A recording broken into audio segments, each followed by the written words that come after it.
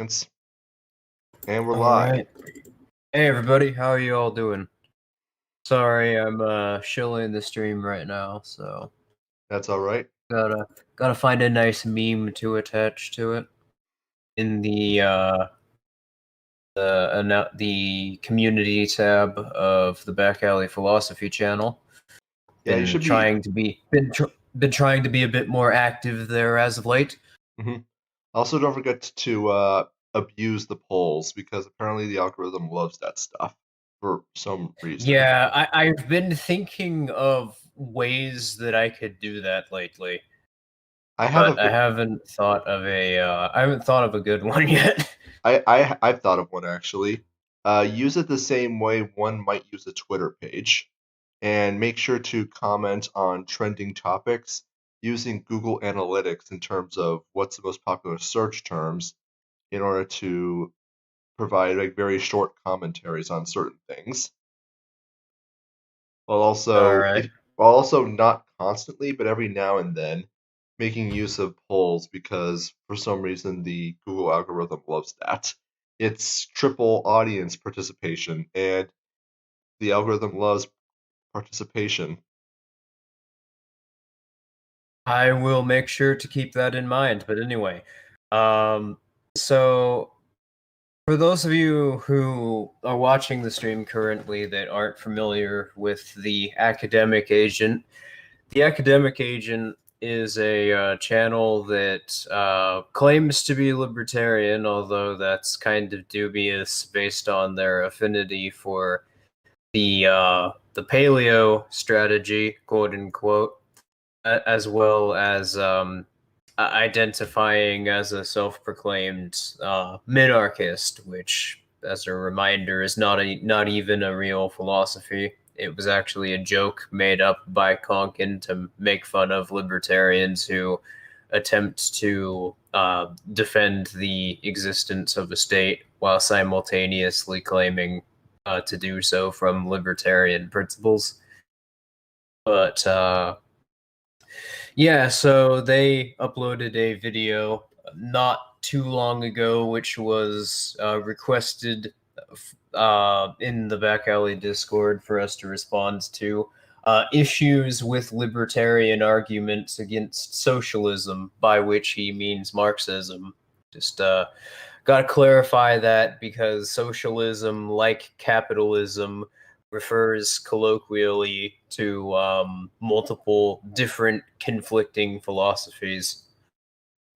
But what he's referring to specifically in context is Marxism, the state socialism argued for by Marxists, and the materialist methodology that they use to base their support of such a position on. Did you have anything to add? Not really. I was originally going to talk about the meaninglessness of socialism since how that is defined, especially in the modern context, is particularly dubious. I mean, if you were to go back in time to the 19th century, when the term first started to really pick up steam, it meant something completely different than it does today. Well, mainly that there was a schism or a schism in socialist thought between the state socialists and the market socialists. State socialists being the ones that most people, both in the mainstream, are familiar with, and with good reason. They're the people who want to achieve a transition between the modern society and the communist society that they're trying to reach through a Marxoid methodology of having workers take control of the state, or just in general, even if you're not a Marxoid, just having the government take over or have total dominion over society in order to achieve some particular social objective. Whereas the market socialists were more on the lines of Spooner and Tucker, people who actually wanted a free society and had significantly more consistent means and ends. Yeah, market socialism actually is a type of state socialism where the state creates a sort of like fixed planned economy that sort of trade exists within. Like the state doesn't directly the state directly manages all the firms, but they sort of make up their own manufactured production and markets within those firms. It was a cheeky attempt to try to get around the calculation problem. However, that sort of harkens back to Marxists not understanding what a calculation problem is, because they are starting from the assumption that economic frameworks are inherently prescriptive, and the idea that calculation problems are fundamentally critiquing that notion is alien to them because they don't understand epistemology. Or at the very least, their epistemology is just Marx said so, therefore it's true. But no, it's just that what we call free market anarchism now used to be a type of socialism, as in, so those people would refer to themselves frequently like liberals who were critics of political economies. That they would refer to themselves as socialists, free market anarchists who were libertarians who were coming from a libertarian perspective and were critiquing the concept of political authority in general on the basis of moral agency and states not really being able to justify themselves. That was referred to as a type of socialism because socialism in its inception was just it is just not capitalism, essentially. And capitalism just referred to and socialists still attempt to, in some regard, use this as well, as one of the meanings of capitalism that they switch between. It refers to property claims by fiat, the manufacturing of a cash nexus, and the political economy itself. So it's understandable. Like if you were to somehow go back in time and ask people like Benjamin Tucker or Spooner what they thought of capitalism, they probably wouldn't have been very enthused, or they probably wouldn't be very supportive, but what they mean by it is something significantly different than what Marxists mean by it. Mm-hmm.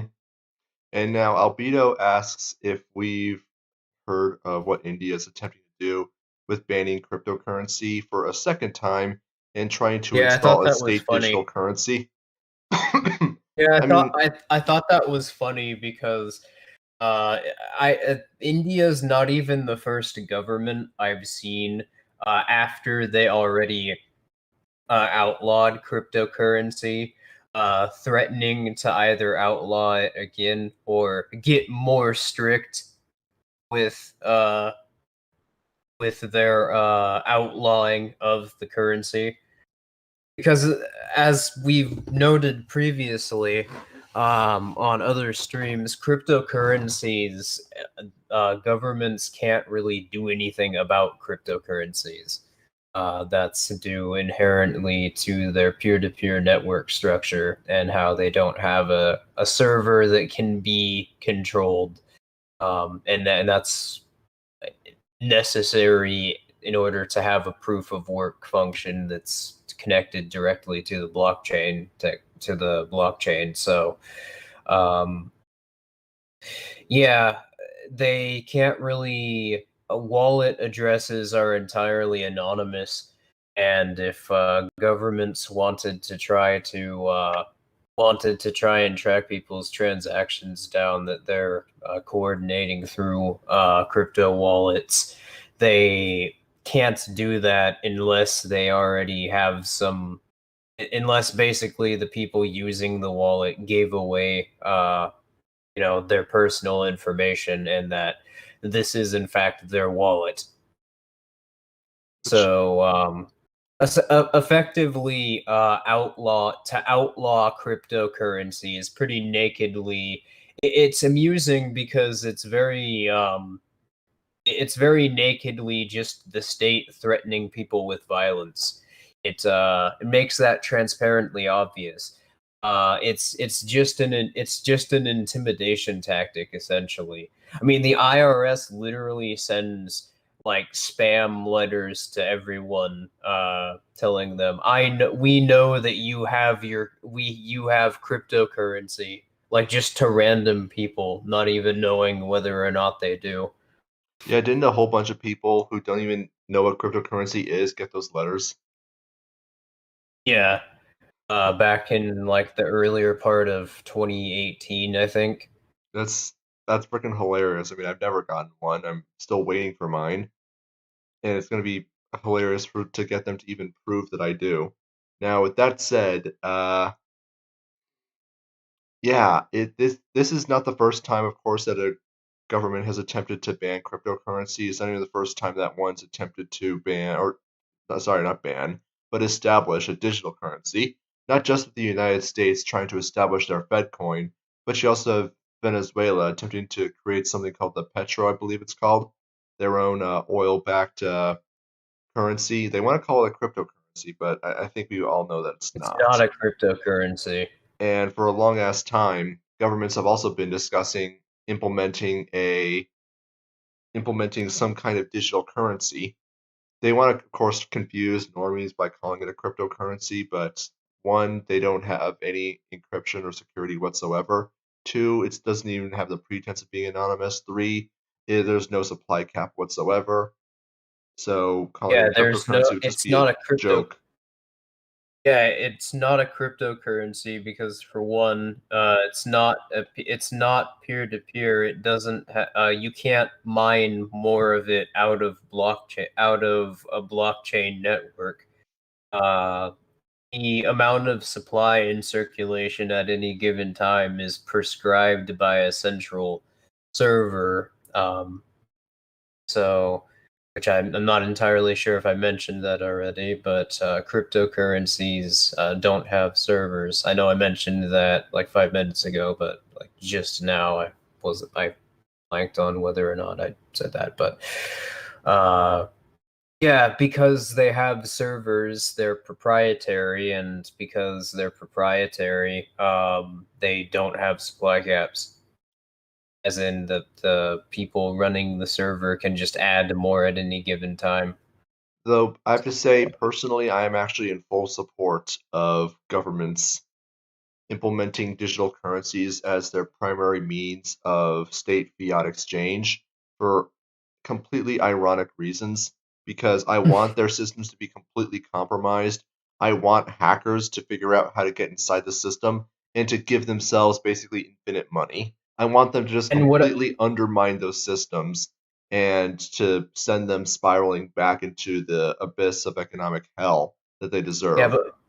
but what I was going to say is that cryptocurrencies, the reason that they have utility is specifically because they are decentralized and peer to peer. That gives them that gives cryptocurrencies several advantages over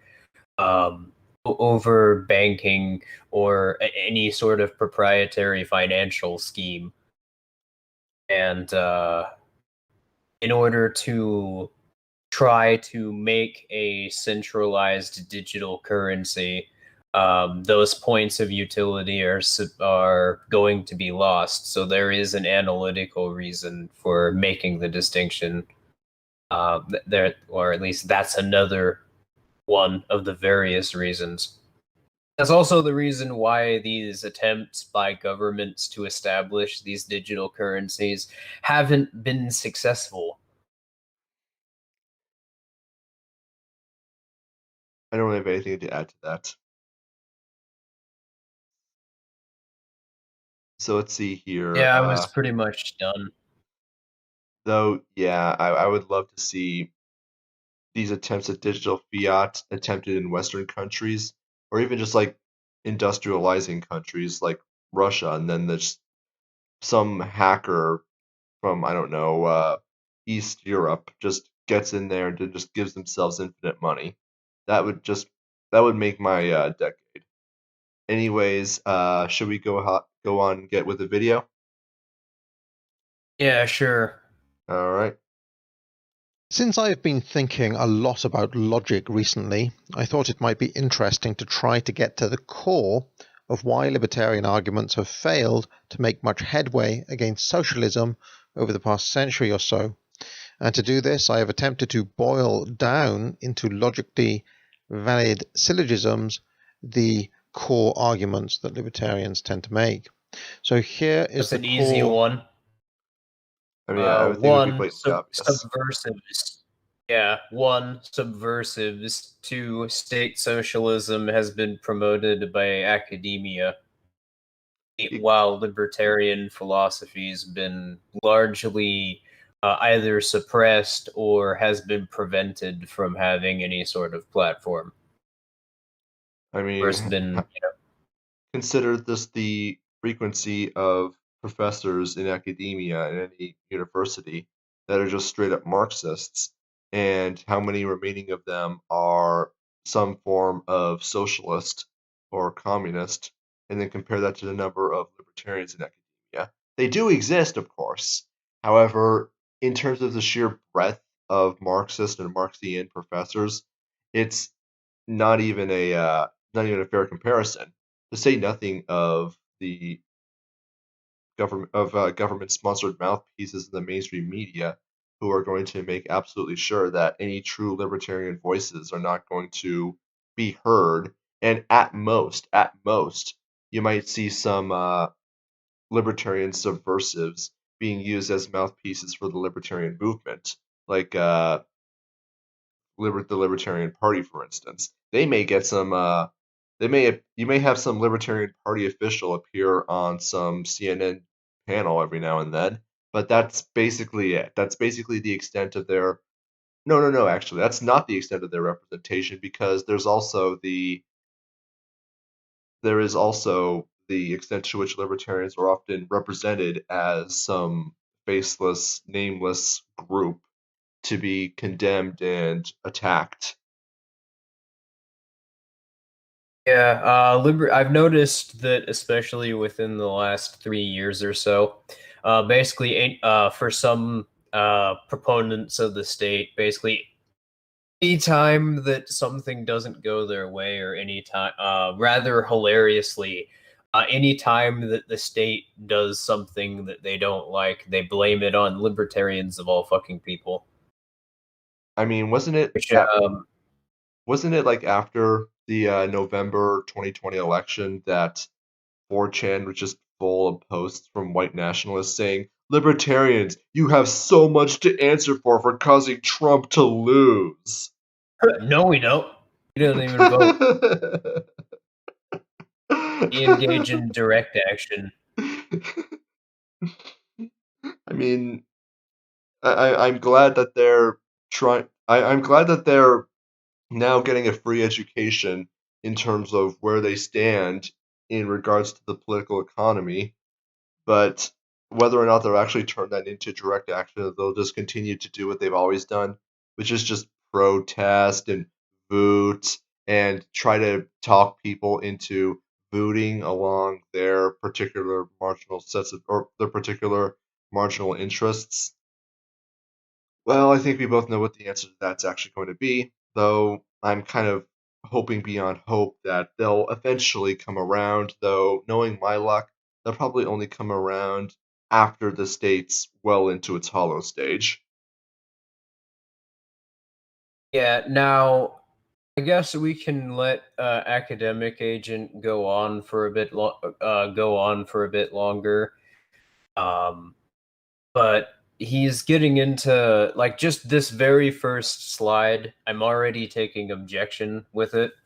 Not just because there isn't a utility-based argument for libertarianism, and we'll get into that in a little bit. But I think that is a framework which isn't particularly justified. A framework for analysis. The idea that ethical principles are necessarily dichotomized from outcomes and consequences, and I'll elaborate further as the video goes on. Mm-hmm. And to answer Zachary Colley's question in the comments, how is he responsible when he didn't even interfere? It's because you didn't interfere that it's your fault. Somehow you have a positive moral obligation to interfere, and because you didn't, everything is your fault very specifically. Anyways, let's go ahead. What academic agent was saying here, just really quickly before we do go on, why have libertarians not been very successful? It's because there's so much subversion within the libertarian movement, and it's because there are so many. It's because their epistemology is very inconsistent. At least it has been for the last 50 years, at least. Mm-hmm. Anyways. Back in the late 19th century, the Boston anarchist movement, Marx basically got kicked out of the First International Working Man's Association, and Marxists were absolutely fucking terrified of anarchists, to the point where there's still a lingering resentment to this day among at least the Marx-Leninist crowd or libertarian critics. All right. Anyways, let's go ahead and hit continue. Utilitarian argument advanced by Ludwig von Mises and also by Chicago School economists such as Milton Friedman. They might disagree on method and how they get to this conclusion, but ultimately the argument is the same. No. If increasing material... If the means for arriving at that conclusion are different, then the argument is not the same. Without me having a coherent explanation of what ends are arrived at through the means in question, your ends are just an abstraction, and if you change the means being employed to arrive at whatever ends we're talking about, then those ends are going to functionally change. You could refer to the same principles, but your methodology is different. What informs your methodology is different, and that's going to change the implications of your methodology, which is going to change what principles it leads to, and ultimately what your claim is. Mm-hmm. And is there going to be any comments on the fact that he's going to be approaching this from the consequentialist and Chicago school perspectives? Because this is exactly what I was talking about earlier, where it sounds like he's going to be responding entirely to, at best, very mainstream, as in mainstream media arguments, or mainstream media libertarian arguments, the kind of like a Libertarian Party arguments that they're going to be pushing forward. And yeah, I don't think he really understands what libertarianism is. I mean, he obviously doesn't, because he considers himself to be a libertarian based on the fact that he's a minarchist, quote unquote, whatever that means. Well, minarchist just basically means that a government. I want a government, but not a government that's too big. Now, how do you define what that means is that the government that I want is going to be moral and good and ethical and reasonable, and any kind of nice sounding pejoratives, or I'm sorry, any kind of nice sounding adjectives I can use to describe it. That's what my government is going to be. Not even going to get in, because this has been my main criticism of the concept of big or small government. I'm not even really going to get into how exactly you quantify ethics on a scale. But what I will argue is that this this framework in and of itself necessarily presupposes a prescriptive ethical framework. That is, you're going to have this sort of ethical system imposed onto society, and that's, well, it's not necessarily that, but that these ethical claims create a system, and that imposes morality or how people will solve disputes onto everybody, and that's not how ethics work.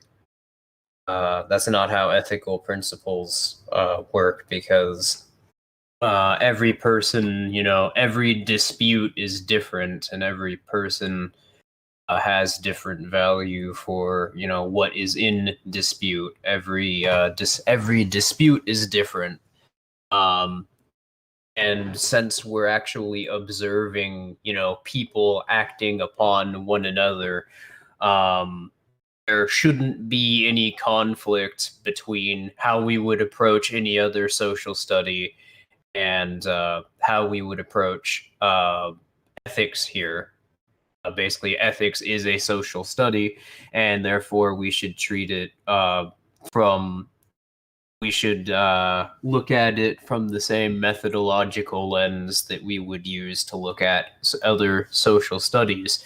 Ethics just being principles that explain what would and would not be a just claim for one moral agent to make in acting upon other moral agents. Mm-hmm. Now let me see here.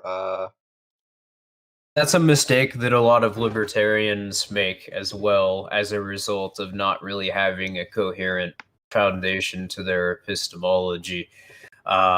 Is when debating with statists, and statists or just general critics of libertarianism talk about having quote unquote objective laws, or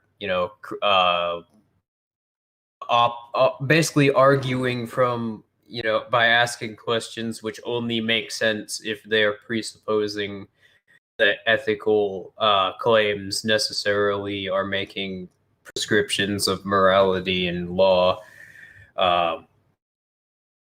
When libertarians are encountered with those arguments, like why ought I be moral? When that's not even necessarily, morality is not even necessarily is not even being shown by an ethical principle. Some libertarians fold and will attempt to, rationalize. They'll accept that as being valid, and will attempt to try to rationalize how you could have prescriptive arbitration in a stateless society. But the problem, that's one of the problems with arbitration as a type of firm, as it's present in society, is arbitration as a type of firm can only happen if someone's been taken there under duress. Say someone is objecting to the idea that they are being considered to be a criminal to begin with. I've heard a common defense of like Bob Murphy's idea of arbitration, like a DRO existing within a stateless society, that it's an act of self-defense. Well, the purpose of arbitration is to demonstrate that it's an act of self-defense. So that isn't coherent, and would necessarily entail aggression. But properly understood, an ethical framework is simply whether or not people have the same say over their own property and over, themselves, and their access to resources, or how they could associate with other people. And once you understand ethics this way, it becomes readily apparent why all three of the approaches that are going to be laid out by Academic Agent in this video are mistaken. Because when the state constructs barriers to entry in order to try and manufacture a political economy, in order to try and give the state a claim over what counts as property, or to allow the state to seize your property or to act upon you. And since there's institutional coercion there, you not being able to do anything in response, because political authority exists, and because the institutions created by the state to externalize the maintenance cost of political authority exist, people necessarily are more impoverished and don't have the ability to defend their property. But if everybody had an equal ability to defend themselves and their property, well, you would necessarily have a more you would necessarily have an ethical society, as everybody would be able to defend themselves on an equal playing field. So, morality, how one defends themselves, as well as utility arguments against the state, are not necessarily distinct arguments for one another. Specifically, state power and expressions of political authority entail impoverishing people and disempowering them. I would say that claim, one that I just expressed, is perhaps one of the most powerful arguments, or one of the most powerful expressions of a libertarian argument against political authority, in terms of explanatory power, and in terms of being easy to understand, and basically just making any potential criticisms against libertarianism dead on arrival. But yeah, that's not a position that you can argue from a prescriptive ethical framework. Mm-hmm. Anyways, let's continue with the video. Real prosperity is our aim, then the free market is the best method of achieving it. Material prosperity is our aim, therefore we should pursue free markets. Now, reflexively, some socialists might brittle at the minor premise here. Material prosperity is our aim, and we will return to this soon. Now, libertarians We should pursue free markets. It's an interesting phrasing. I'm not entirely sure what that means. I mean, that's going to be a huge problem, because I don't know if he'll go into this later, and it's not worth really getting into at the moment, because right now that's just the first slide, and he's just introducing his core premises and core ideas, basically his thesis statements. So he's probably going to elaborate on it at a later point, but it is going to be very important for him to define those terms, as well as explain why it is that they are important, because there's going to be an issue not too far down the line where material prosperity is actually not the aim that certain people would definitely want, because you can imagine that there are quite a lot of people who voluntarily become impoverished, either for religious, spiritual, or even for purely material reasons. There are quite a number of ideological primitivists, after all. I am reasonably sure that, assuming that they are not aggressing against anyone, why should someone's particular preference for a higher end, more expensive lifestyle be imposed upon someone who would prefer a more simplified agrarian lifestyle? Is their preferred style of living invalid or unethical in some way? Better Surely not. question. Better question. How could a framework exist without state aggression where someone building a house or trying to live a lavish lifestyle that Heretic described is somehow going to impose said lifestyle onto a completely unrelated person living in a, that doesn't even know the person who is building a mansion for themselves um, in a completely different part of the world. How does a social framework like that emerge without state aggression? Potatoes. Though it seems to me very much that that academic agent is operating from a very limited framework of libertarianism and not really operating under the assumption that every person is going to have an entirely different set of marginal preferences that libertarianism is simultaneously able to meet all at once, and is just believing that everyone generally wants the same thing, and that libertarianism will somehow be able to achieve the one thing that he thinks everybody wants. Yeah, and there are definitely some that's another problem that's presented from not just the prescriptive framework, but specifically the idea that you can have some sort of top-down imposed legal code in a stateless society. Well, Um, we're talking about a minarchist here, so we're definitely looking at someone who operates from the prescriptive structuralist framework, and that liberty is something that just needs to be imposed onto society from the top down by having the correct set of rulers take over. And I don't know, you might have a fair constitution. enough, but You might have a constitution as well.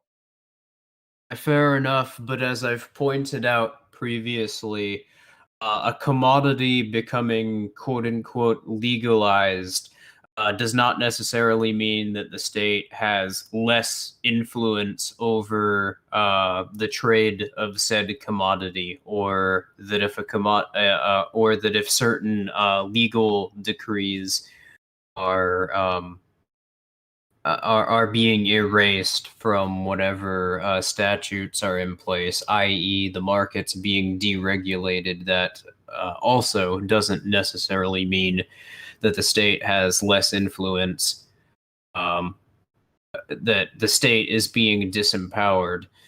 The state still could just seize, your property at any given time, but also what this would mean is that there's more of an incentive for commodities to be traded in the white market as opposed to the gray and black markets.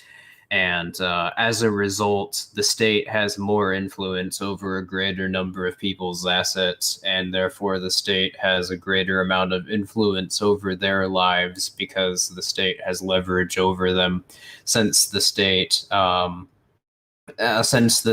is able to sort of incorporate the trade of these commodities into the cash nexus, and therefore is forcing these people to associate with financial institutions and white market a white market job infrastructure, white market employment, and all of the sort of licensing schemes that are entailed by that.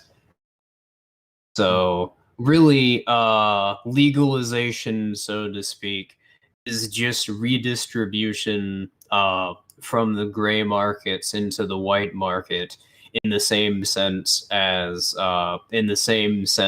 inflation is in a fiat political, economic, financial framework is redistribution of your savings into the hands of political partners of the state, since the state's political partners have access to that newly printed fiat before prices are able to adjust, and therefore are being systematically advantaged. Mm-hmm. And just to comment on what Derek Johnson is saying, he says he is being academic agent, trying to say free markets are greedy, but if the free market wants to help the poor, like housing, I don't know if you're referring to academic agent because he didn't make that argument, at least not that I've seen. So Oh, I I don't. think that he was referring. I think that he was referring to what we were talking about earlier with the comparisons of lifestyles in a political framework, and the point that Heretic and I were attempting to make there is that when we're looking at economies from a political framework where the state's policy supposedly manipulates well, it does manipulate incentives, but supposedly the reason you have incentives is because of the state manipulating market signals and financially planning at different rates. That within this framework, it's not strictly true. Outside, like generally speaking, it's not strictly true that that resources exist within a zero-sum dynamic, but from within a political economy, that is the case, because when you're looking at economic incentives from the perspective of certain rates being prescribed by the state, well, then from strictly within the white market, strictly within the state's political economy, certain tax rates being changed actually would advantage in some industries at the direct expense of others, and certain lifestyle preferences at the direct expense of others, i.e., certain spending habits or certain cultural preferences. It's not strictly true. This doesn't necessarily affect the gray and black markets, and the more disempowered the state is through agorist subversion, this will gradually over time be less apparent, since people are able to coordinate their resources in networks and in a peer-to-peer fashion with less manipulation from the government over their incentives and the resources that they have. That would actually disempower the state, but from within a political perspective,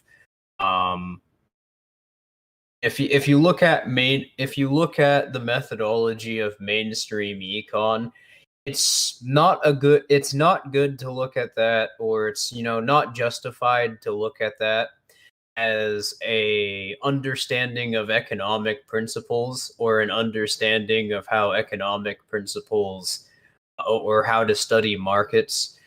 But if you look at that as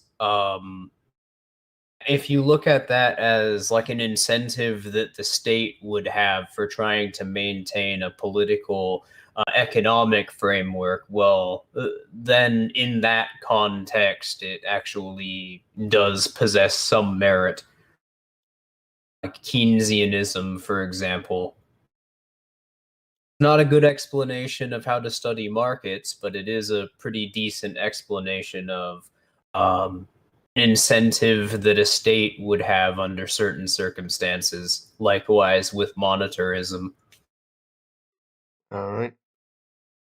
Let me see here. I'm just reading the comments. We have a pretty big one from Pragmaticist. I think that's how you pronounce it. All right. Let highlight the main flaw in the narrative of control, law, and order, and that the assumption of the human is that they are untrustworthy, will cause trouble, and so on. Firstly, this is an unwarranted assumption. I'm kind of paraphrasing a little bit here because of a little bit of a grammatical problem. Second, the main problem is given the premise of control being needed. It requires then that control and power is placed in the hands of pure and immune to corruption, infallible people, and so on is placed into the hands of those who do not fit the requirements and thereby fails. The third problem is the treatment of children and the like as pawns or servants that must be punished until they fully listen to every command given, do not talk, do not move freely, nor express freely. This method does not raise adults who follow laws, nor behave in orderly manner, but raise rocks or such. Then, this method often is carried in abuse, which there is no justification given.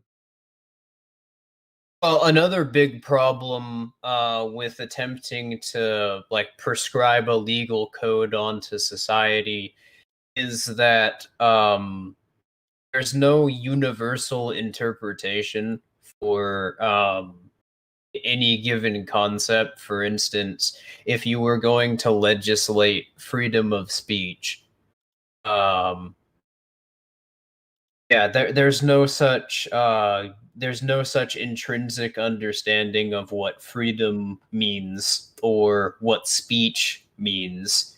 That's the reason why even in the modern society we have, states have judges that have disagreeing interpretations of the Constitution. But the other problem there is simply that the Constitution, that this sort of legal code argument presupposes that we'll call it a constitution for the sake of brevity, that the Constitution somehow constrains what the state is able to do, or somehow it determines what the state's interests are. So that argument is actually a thinly veiled attempt at question begging. It's because it attempts to push things like public choice theory or the social contract theory, or the idea that governments are interest-neutral organizations actually being directed by voting, which is something that libertarians don't agree on, obviously. But yeah, once you sort of deconstruct those narratives, it becomes once you deconstruct those arguments, it becomes kind of absurd on its face. It becomes kind of absurd on its face to argue this perspective. What exactly is going to constrain the state? Properly understood, constitutions are just attempts by the state to tell their monopoly on security what the state's interests are.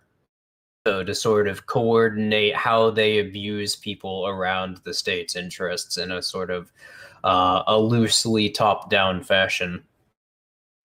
All right. Anyways, let's continue. The Rothbardian stripe make a different argument, relying not on utility, but on morality. It's something like this. If maximizing freedom is our aim, then the free market is the best method of achieving it. Maximizing freedom is our aim, therefore we should pursue free markets.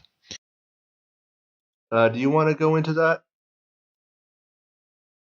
I think that I already did previously, but I guess Sorry. I could just add again that ethics and morality are not the same thing, and they're being used interchangeably here. Yeah, I was just going to remark that I'm not going to speak for what Rothbard said on this because it's not really important getting into. But maximizing freedom is not the aim of libertarianism, because the fact of the matter is we're already exactly as free as we would want to be.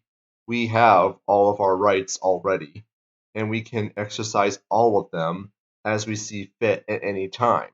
The problem is that we have a criminal organization called the government that victimizes people for exercising their rights in certain ways that they arbitrarily deem to not be in ways that they like.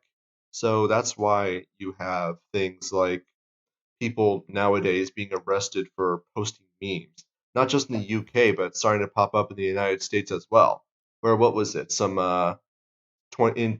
guy who was part of the meme war of 2016 actually got arrested, and Yeah, I can't recall what his name was either, but yeah, somebody posted an article about that. I think I recall actually seeing some guy being arrested in the United States. I think in Florida actually. I might be misremembering. Who was posting anti-cop memes, and he also got arrested. And some other guy, oh, I can't remember what he did, but all I remember is that he's like facing 10 years in prison But for. yeah, one of the main things that libertarianism establishes is that rights are derived from moral agency, and with the sort of previously established understanding of ethics as a social study, it would be incoherent to argue that a right is something that you don't have or can be given or taken away. No, you have your rights right now. You're just being oppressed by the state. So it's a Exactly. matter of subverting the state's ability to oppress us and to make it so people can live on an equal playing field with one another.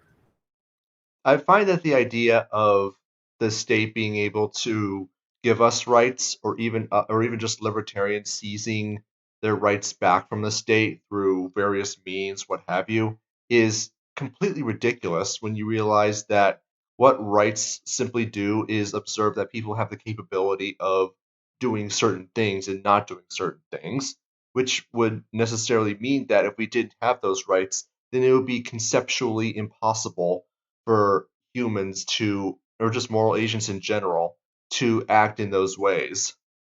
This You is would, why I was getting. Sorry, what were you gonna say? I was just going to say that if there is no conceptual basis by which one could formulate even the idea of things like property rights, then how it is possible to gain those back from the state would just seem to be absolutely ridiculous. I mean, it's not like it's some physical entity that is held in a vault somewhere. You would need to demonstrate that it would exist, and it would be impossible to even conceive that it could. It would be kind of just, it would be like, it's really hard to articulate because the idea of clawing something into existence from a state of non existence is very hard to conceive of conceptually. But I think this description should at least give people the basic idea of just how ridiculous such a point is.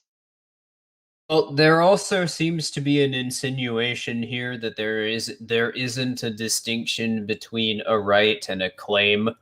So, like from academic agent's perspective, property within an ethical framework is the same thing as someone claiming a resource, and that's a pretty common mistake I see from both Marxists and libertarians alike. Um, as we were establishing earlier, no, what someone claims is not a statement about ethical principles, or ethical principles don't show us what people can or can't claim uh, in a prescriptive sense. So, but just the other point. This is why I got hung up earlier about what academic agent here is considering to be a quote-unquote free market. I don't know if, as an Austrian, you should know this, but yeah, if what we're considering to be a quote-unquote free market is dictated by the policies of financial planners, supply chain manipulation, cartelizing supply chains, and allowing the state to sort of determine who has first access to resources within their nation or within certain parts of the world. That's not really what anybody would consider to be a free market. The idea of a political economy itself is antithetical to a market free of any sort of intervention. Because political economies are defined by, well, political fiat and incentives manufactured by by state privilege and barriers to entry. So, if we were, I mean, free markets exist right now, but sort of like when we're talking about ethics, we have to understand that, you can trade weed in places where it's illegal. But you might get harassed by the government. The libertarian approach, therefore, is to subvert the state's ability to do so by subverting the infrastructure that allows the state to continue harassing people for engaging in free association with one another. Mm-hmm. I plan on doing a video in the not too distant future about how people already have all their rights, about how we already live under anarchism and have our entire life, and basically throughout the entirety of human history. It's just that we've had a criminal organization called the state that just imposes itself on us for no particular reason and seeks to subvert our interests and actively victimizes us for doing so. The only thing And that's I'm really, sorry that sorry. I was just gonna say, and since you're talking about your next essay, I'm really sorry that I haven't put out my video that I've been hyping up for the last month. Like, it actually does bother me considerably. I haven't been able to upload that to the point where, like, I dream about people complaining about it not being done. But yeah, that's because it's turned into, I had no intention of it becoming this when I started writing. But it's become like 20 different bad take shorts videos together. So it's gonna be like a full length movie in terms of the amount of detail that I go into and just the sheer length of it when it is done. So the wait will be worth it. But Yeah, and yeah, don't feel at all like I'm trying to put that off. It actually bothers the shit out of me that it's not done. oh yeah, and speaking of content, I did finish recording and editing the audio to part two of myself debunked on the alt-right, which is just a response to a 2017 video in response to the Charlottesville statement put Part out one by was the pretty alt-right. good. Part Sorry? one was pretty good, by the way. Yeah, part two, the finished thing's only going to be 18 minutes, but I do think it's going to be pretty good. All right, And but you were saying about the essay that you were working on. I apologize for cutting you off. yeah, that thing is just going to be pointing out how we already live under anarchism and we already have all our rights. Because I think this is kind of symptomatic, this referring to what academic Asian is talking about in terms of maximizing freedom, is kind of a problem in terms of an assumption that a lot of libertarians operate from, in that they think they need to seize their rights from the state, or that the state is somehow preventing them from having rights, which I think is seriously a problem from both an epistemological and a practical standpoint. It is simply not true. Everyone already has all their rights, and hopefully that essay will be able to give people a solid framework for being able to recognize that. I don't think it's going to 100%, but I do hope that it should clarify quite a few things, namely that it identifies the state for what it actually is, which is a criminal organization that simply victimizes people.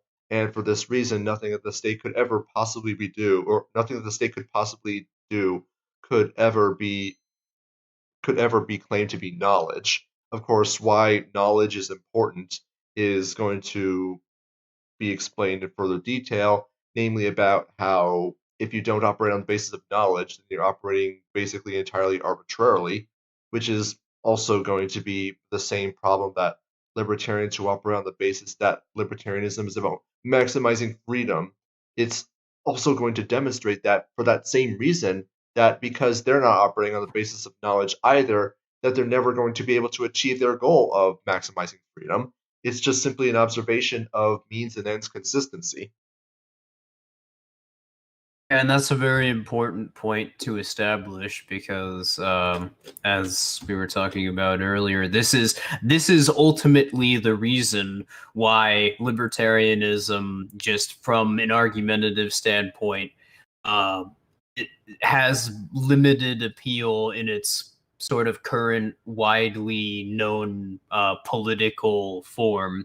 It's because it has a bit of an identity problem. And that's a side effect created by this incoherent dichotomy between consequences and ethics that libertarians seem to operate around, and not understanding epistemology. Is that libertarians simultaneously, at least in most senses, will portray libertarianism as a defense of modernity, as a defense of society as it exists, and simultaneously something that, is radical and new. So, that, by the way, is the reason why there isn't really, outside of like agorist circles, there isn't really a that's why libertarians have a bit of the political party types have a bit of a cringelord problem, because they're constantly struggling between two inconsistent messages. Mm-hmm. What two inconsistent messages? That libertarianism is a radical subversion of the current order, and simultaneously is a preservation of it. Mm-hmm.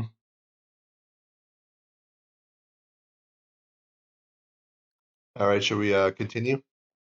Yeah, sure. All right. And here again, reflexively, some socialists might wish to take issue with the minor premise. Is maximizing freedom our aim as a society? But again, let's return to that in a bit. Now, a typical socialist argument might look like this. If equality for all is our aim, then socialism is the best method of achieving it. Equality is our aim, therefore we should pursue socialism. And of course, here, many libertarians would take immediate issue with the minor premise. However, if you read... This, by the way, is how you know that he's referring specifically to state socialism, because socialism, in the sense that Benjamin Tucker or people like him, the early libertarians, would have referred to it, they would refer to that as their end. Socialism is the subversion of state privilege and barriers to entry being set up, which allow a political economy to exist. It seems to me that from the perspective of the 19th century market socialists, that they pursued socialism for the purposes of leveling down the significant amount of inequality in society that existed as a result of state intervention and state legal privilege. So it makes a lot more sense that you could at least achieve a more egalitarian society through the pursuit of minimizing the amount that the state victimizes people, as well as minimizing the extent to which the state could privilege others legally. And what's the best way to achieve that? Well, of course, anarchism. Now, what he's trying to make a claim here in regards to what equality even entails, what it means, how it's defined, and whether or not it is something to be pursued. I'm actually losing confidence that he's going to explain that in much more detail, because so far he No, hasn't he's not explained. going to. I mean, I haven't watched the He's- video all the way through, so I'm not sure, but yeah. He's not going to. He conflates multiple different understandings of equality to make an argument that doesn't really both misrepresents some positions and also doesn't logically follow from the argument that he's making. But I guess we can go on and let him make that argument. All right. Milton Friedman, for example, in his famous 1946 essay on rent controls with George Stigler, which is called Roofs or Ceilings, he just grants socialists this premise. And then he argues along these lines. He says, socialism always increases inequality. Inequality is bad. Therefore, socialism is bad. I don't believe it is wise to grant socialists the premise that equality is our ultimate goal, or even that inequality is bad. So this is a weak counter in my view. The moral ground has already been ceded by Friedman here. Now, Mises has a cleverer answer to this, which is to say, materialism is concerned with prosperity. Socialist By the way, claim... neither Mises or Friedman are libertarians. So Mises was not only a liberal but a utilitarian, and you can't argue for libertarian ends from a relativist ethical position, because libertarian principles entail making a claim of truth against claims of political authority in their legitimacy, as specifically that political authority is an illegitimate claim.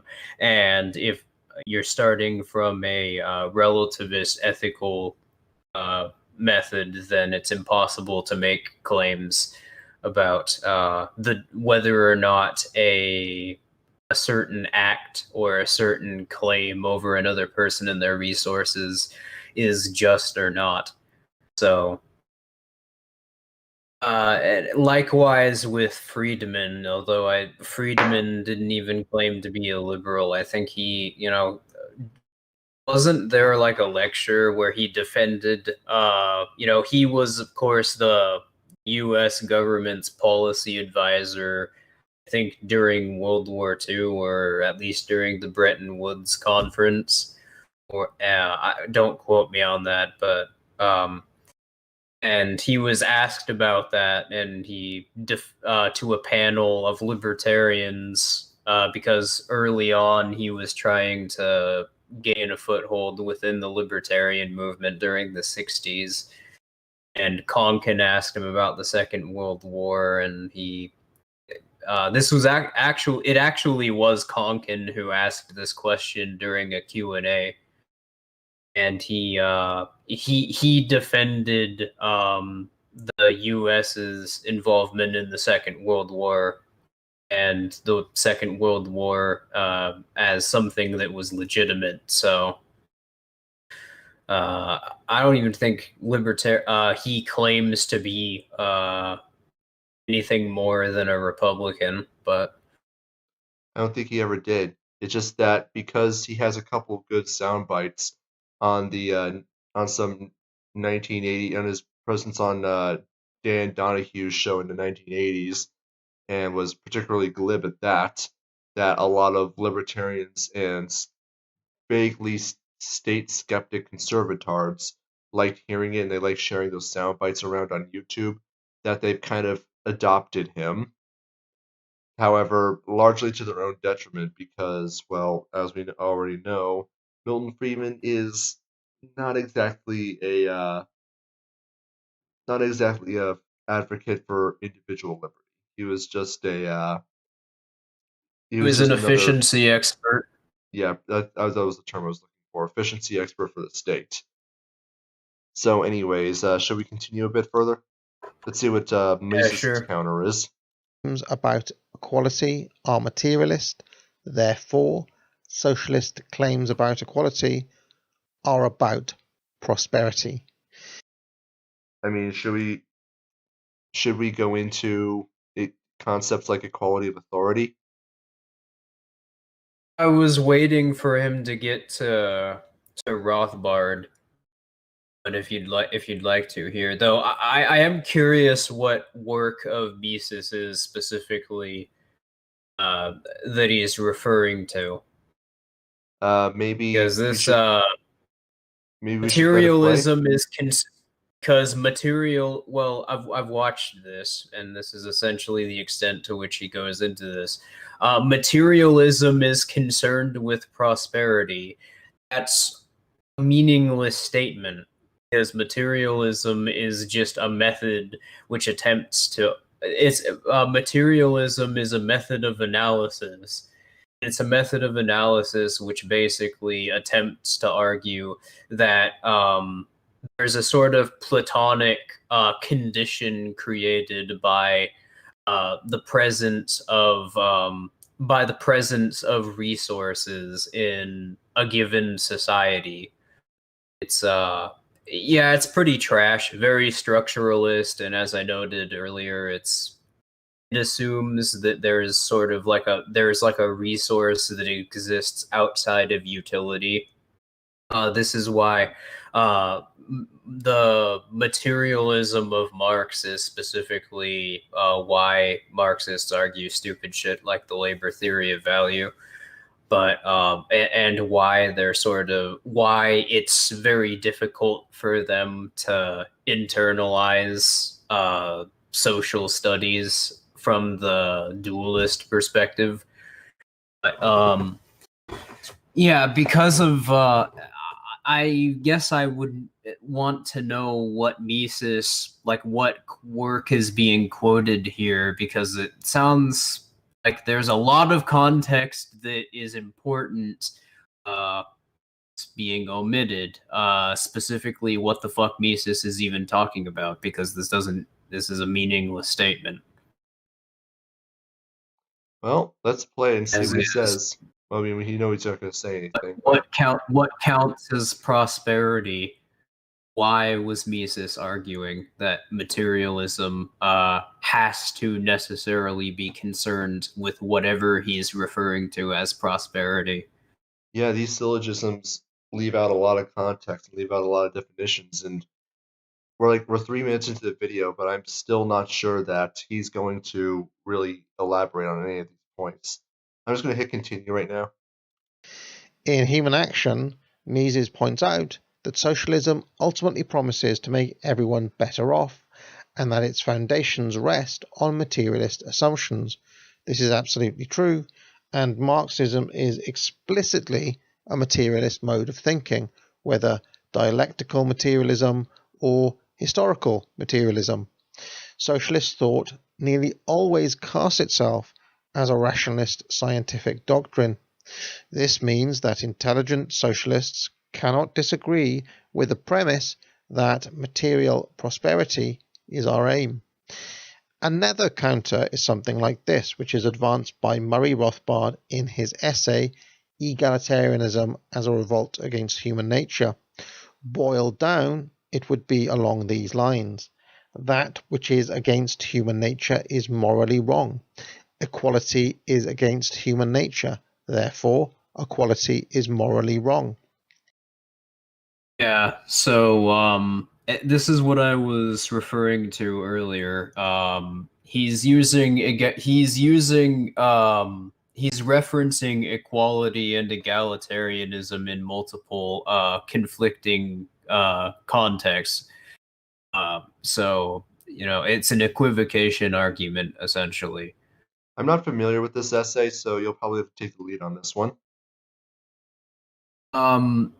It's been a bit since I've read it, but essentially Murray Rothbard is arguing against broadly egalitarianism as a concept and jumps back and forth between arguing against equality of authority and also egalitarianism in the Marxist sense as well. So it's a confused mess, and it's definitely symptomatic of Rothbard in his later years. But yeah, that's also a problem that's present here. The concept that I was referencing earlier of ethics being a sort of a descriptive observation, for lack of a better way of putting it, of just what's justified between different people acting, and everyone having an equal playing field, everybody having an equal say over themselves, over their own property, over resources that they have access to, and what they can do with their resources. This being achieved by getting rid of barriers to entry imposed onto society by the state, or the state privileging certain actors at the expense of others, getting rid of the infrastructure that allows the state to do this. That is an egalitarian concept, not exclusively within libertarianism. This is also referenced by a lot of liberal thinkers, such as Thomas Jefferson and Thomas Paine, even John Locke, known as equality of authority. What did you want to say about it, Heretic?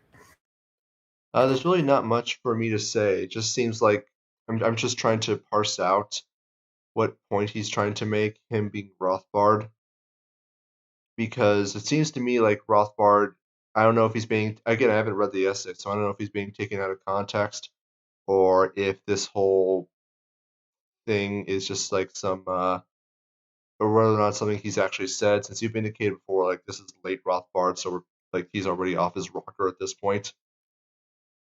But I'm just trying to conceptualize how this makes any sense, because trying to appeal to human nature as the main standard by which something can be determined normatively to be right or wrong just does not follow in any sense, because the burden of proof is going to be on the person making that claim.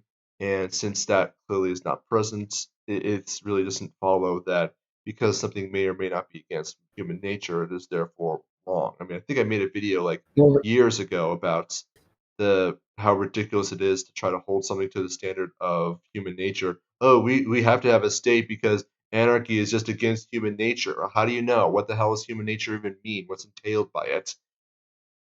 They're Yeah, not going to be able to explain anything.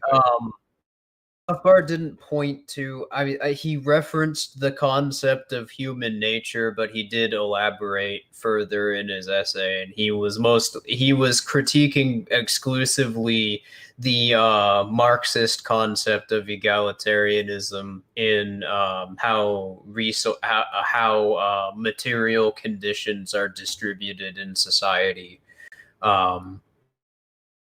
But he was referring to egalitarianism broadly. And yeah, there are obviously just conceptual problems with like how the Marxists conceive of material conditions.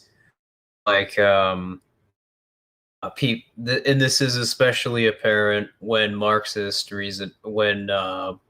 Marxist methodology gets applied to like aspects of identity such as like race or sexuality. All right. Anyways, I think we can continue. Yeah, sure. The typical socialist response to this would be to call Rothbard an essentialist. The argument states social constructs can change. Human nature is a social construct. Therefore, human nature can change. Socialists ultimately believe that people can be conditioned into becoming the new socialist man, and that such things as self-interest and greed are taught behaviors, the result of capitalist structures. Of course, here the minor premise that human nature is a social construct is highly questionable, and socialists are on much weaker ground here. However, they do not need to go this Okay, route. so now I'm actually a little bit irritated because he's talking about first of all, human nature is a very broad category, and that's one of the problems with it. And what makes it a fallacy to refer to quote unquote human nature, at least when you're not specifying what you mean. It's essentially just it's a broad term that can be its meaning can be changed at any given moment based on situational convenience. And that's the reason why this irritates me, because it seems as though he's referring to multiple different things and treating them as though they're interchangeable. How people conceive of their interests, how people process information and how they act accordingly, and incentives which can be manufactured by organizations like the state. There absolutely is basis for arguing that one's interests can be manipulated through how people associate within their environment. This is literally how new neural networks in the brain develop. People can be conditioned to certain incentive structures, but also he's literally at this point just denying that people even inform their own, like, taken to its logical conclusion, what he's proposing here would be denying the praxeological method, because it assumes that every person has perfect access to information. Every person processes information the same way. Every person there are just incentives that they're born into and can't change. People just have their trends in behavior are all determined. But because he refers to quote unquote human nature and essentialism, and he's arguing rhetorically, he's promoting this position as though it's akin to denying something like that people have craniums or that people have fingers. He's being very vague with his epistemology, and therefore he is making a very slippery argument.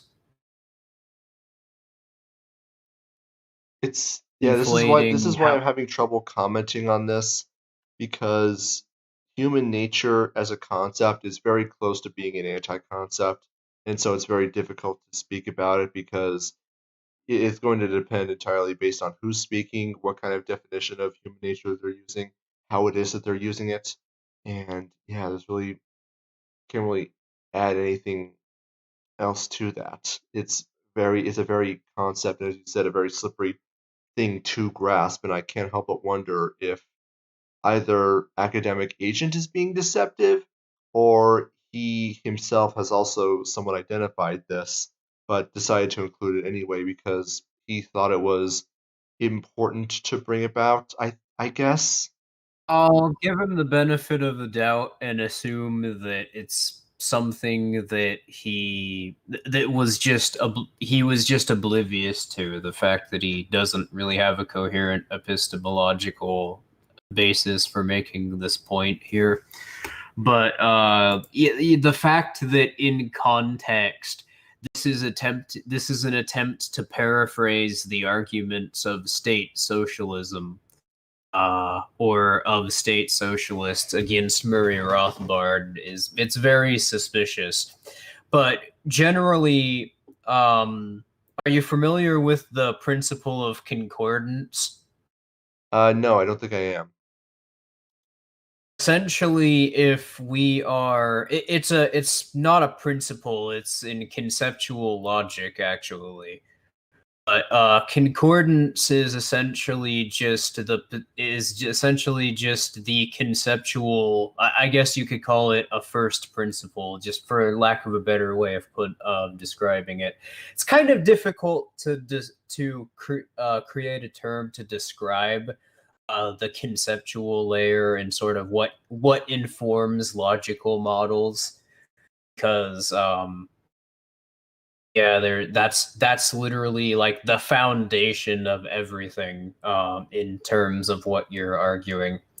It's the foundation of the logic that you're using. But concordance is essentially just a position that if one's epistemology argues that it's incoherent to say in a given study that one thing counts as having certain properties, then if you're talking about a comparable study, a study that would be using the same methodology, that the epistemology which informs that method should be the same.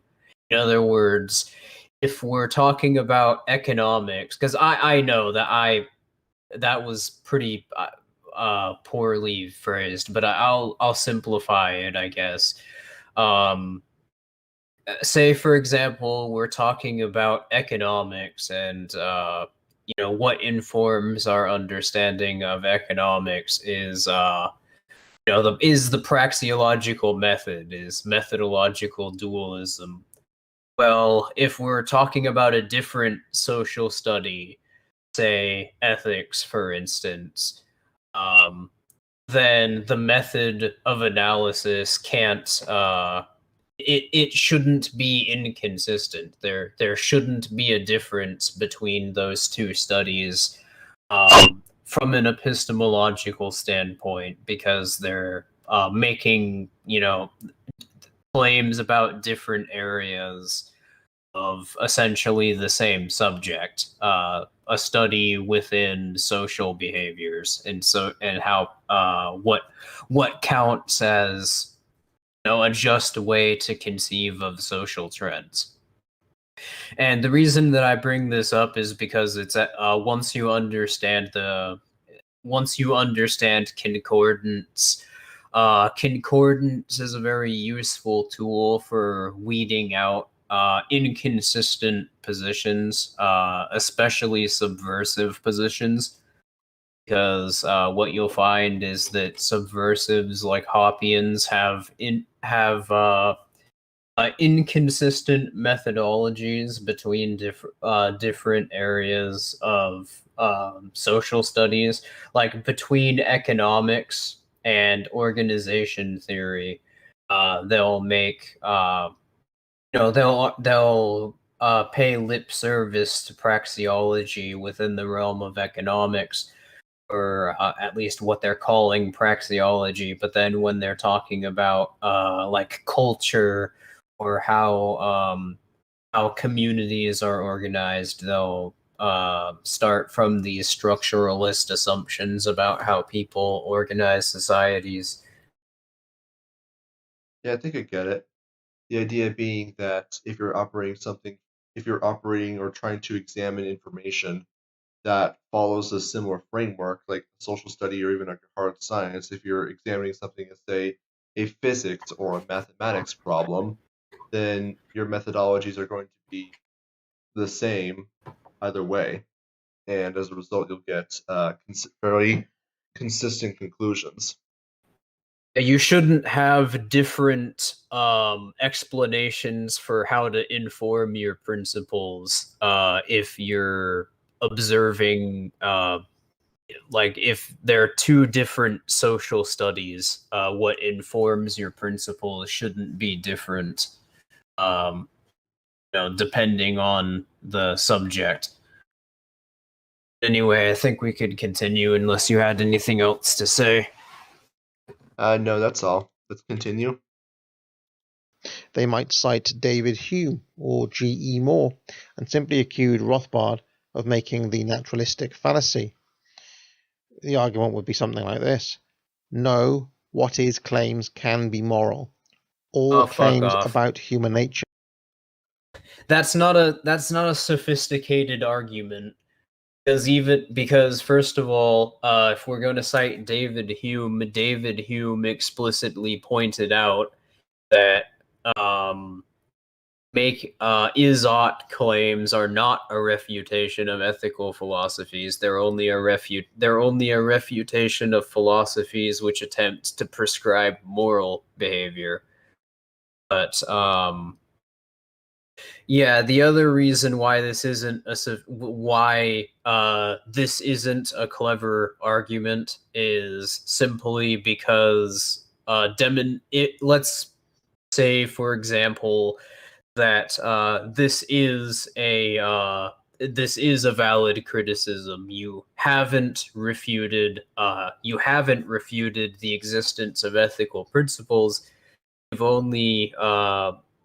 You've only pointed out a conceptual problem with how people are approaching them. So I don't really have anything to add to that. Yeah, this is less like marginal utility to the labor theory of value, and more like more like marginal utility to the classical economists' already established criticism of their own theory of value. Mm-hmm. Anyways, let's go ahead and hit continue. Are what is claims. Therefore, no claims about human nature can be moral. Faced with this, one has some choices. If religious, one might invoke God and perhaps get into theology. That which God creates is good. That which is natural was created by God. Therefore, that which is natural is good. Here, most socialists would simply assert their atheism and leave it at that. Others might wish to pursue atheist arguments against the concept of God. But either way, this would be an impasse. Another option is to take the argument into ethics, for example, invoke Aristotle's virtue ethics and suggest that equality cannot be a true moral aim because it is not eudaimonistic. Something like this. Eudaimonia is not... And since we've already established that in the absence of political institutions, equality of authority exists, that is just demonstrably wrong. Also, it's it's weird to say that something from an Aristotelian perspective isn't eudaimonistic. Because eudaimonia, sorry, fuck, I have a hard time pronouncing that still. I always pronounce it eudaimonia.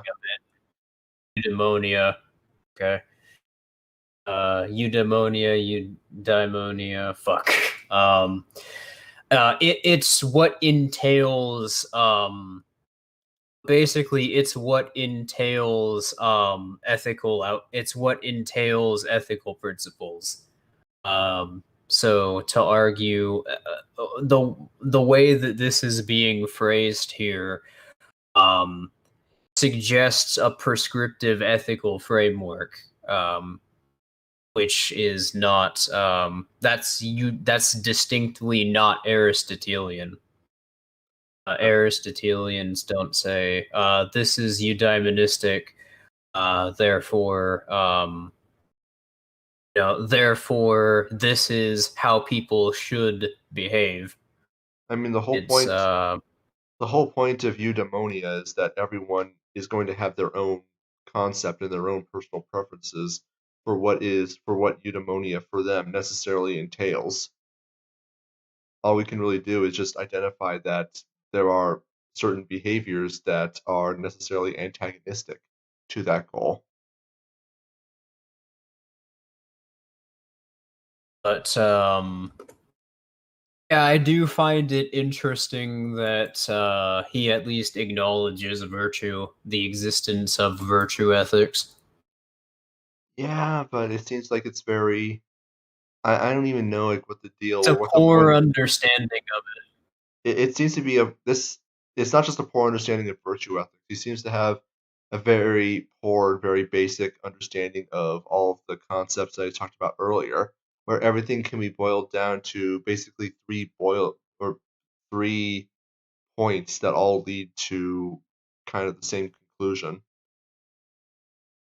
Doesn't really talk about anything regarding the factual epistemological basis for any of this, and he kind of just everything is just entirely uh, just meant to be in reply to socialism.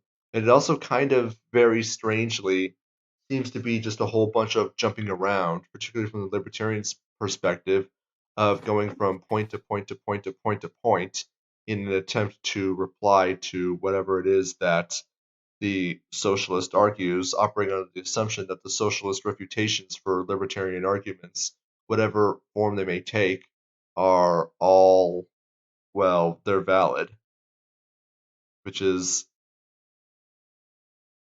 a bit iffy at best. Yeah. Do you want to continue?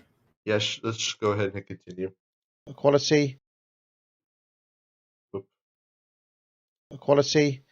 the goal of human life is eudaimonia. Therefore, equality is not the goal of human life. Or you can simply accept Hume's law and state no materialist claims can be moral. All socialist claims are materialist. Therefore, no socialist claims are moral. To which a clever socialist might respond, no materialist claims can be moral. All libertarian claims are materialist. Therefore, no libertarian claims are moral.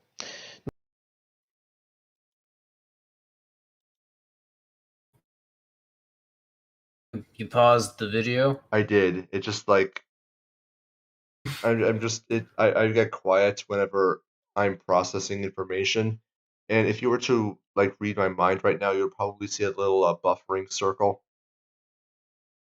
Yeah, I've never heard anything even remotely like that from the Marxist glue eater crowd.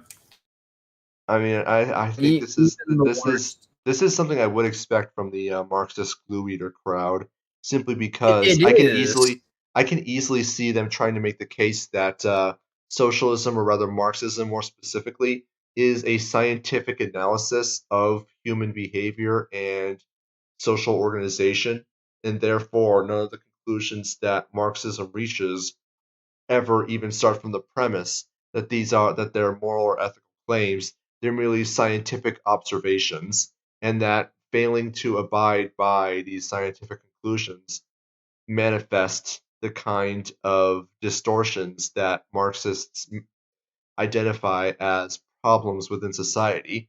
Inequality, exploitation are not problems because they are immoral. However, Marxists do try to make that claim regardless, but those that are going to be trying to put forward this argument specifically are going to push back against that on the basis that those that are speaking it don't really know what they're talking about. What they'll say is that everything, that because they're not conforming to Marxism, or that particular society is not conforming to Marxism, that it is going to result in continued exploitation, continued inequality, and just continuing the furtherance of human misery, as well as continuously narrowing the number of people in society who actually are better off from a materialist standpoint, to the point where at its logical conclusion you will have literally only one person in society who has any kind of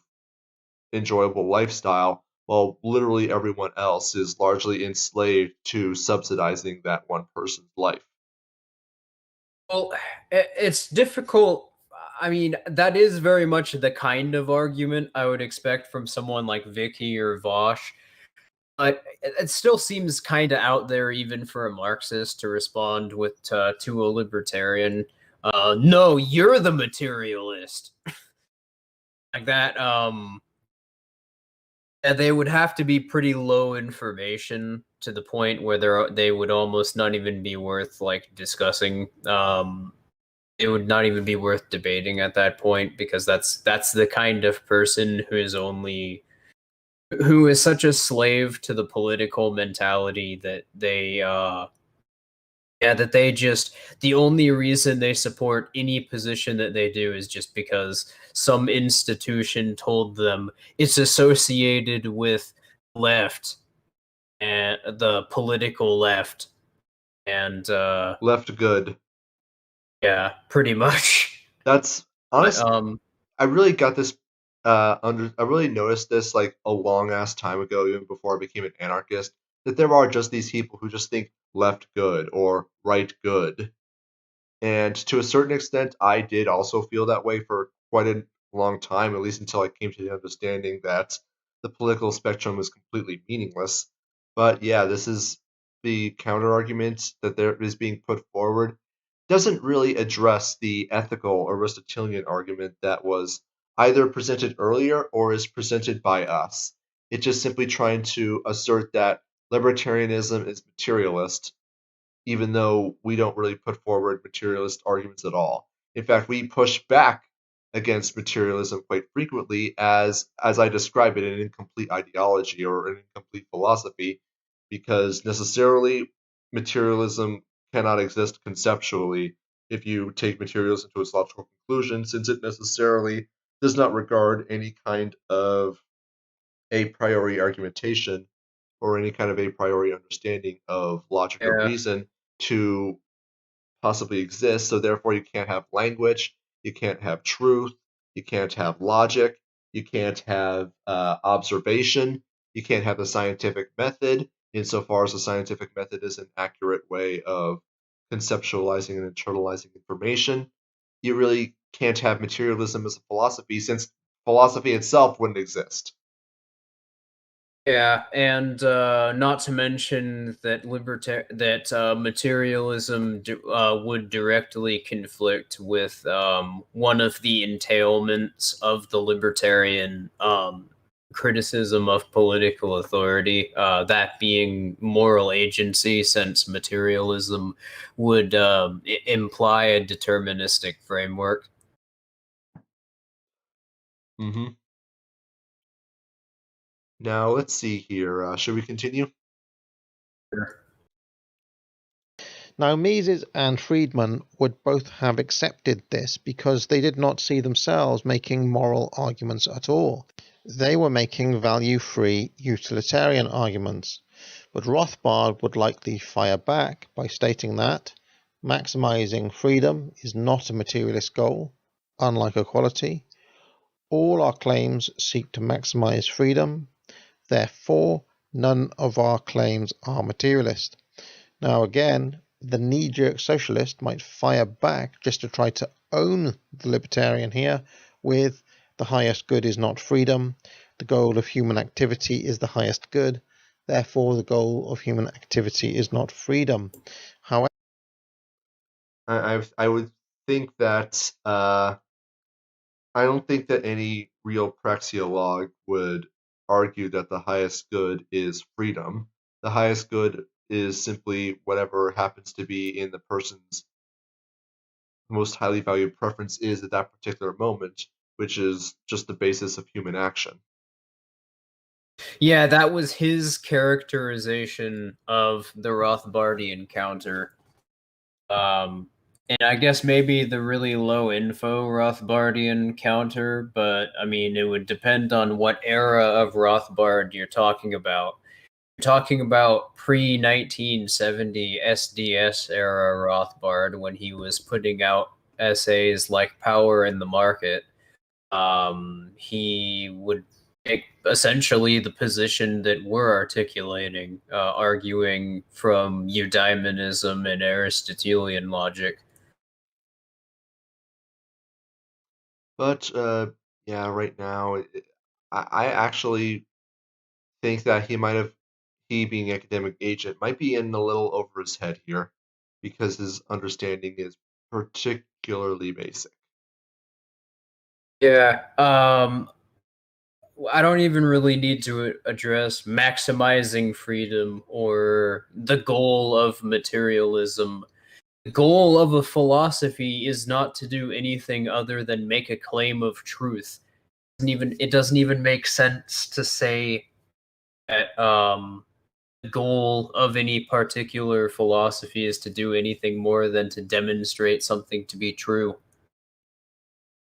Just to clarify, Heretic and I are not arguing libertarianism because we perceived, um, you know, furthering it for us does anything other than just explain what is justified. Um, there's obviously, some benefit we get out of arguing it. In my case, it's not just there's some benefit to promoting it. In my case, it's um, it's community and actually like talking to people. That's pretty nice. But no, if I'm not arguing libertarianism for any sort of perceived benefit. If libertarianism wasn't valid, or there was an inescapable conceptual problem with it, I would stop arguing libertarianism as soon as the stream was over. But no, Heretic and I are promoting this position because it's the justified position, and we inform that understanding of what makes libertarianism justified through entailments demonstrating that to be true. I mean, I've given my null hypothesis on libertarianism on multiple occasions. I'll openly espouse it to people I'm having discussions with. The null hypothesis being what you need to prove to demonstrate me to be wrong. And just to articulate it here, if you can demonstrate the state has a superior claim to me than I do, then I will cease to be a libertarian right then and there. I'm not holding my breath, suffice to say. But yeah, we talked about a number of these things before, namely the maximizing freedom point. I mean, I went into that in pretty decent detail earlier, so I don't need to really go into this any further. Should we continue? Yeah, sure. The well-read socialist would actually accept Rothbard's premise, remembering what Marx's utopia is ultimately about. Communism results in ultimate freedom. Socialism aims at achieving communism. Therefore, socialism maximizes freedom. All right. As I said before, I haven't gotten this far into the video at all. So it's a pretty safe bet that he being academic agent is not going to identify means and ends consistency, and therefore is not going to point out how creating a totalitarian superstate controlled by quote unquote the dictatorship of the proletariat is somehow going to result in a stateless, classless, moneyless society, aside from some magical thinking that given enough time that the dictatorship of the proletariat will just simply fade away because of socialism magic. Well, keep in mind it's not a more in an ethical sense authoritarian situation than what we have now. It's just what we have now, except the state legally attempts to directly manage the policies of every single firm in its political economy. I mean, the state already does that, just that now it's going to. It's just that it's indirect. But with state socialism, it would be through direct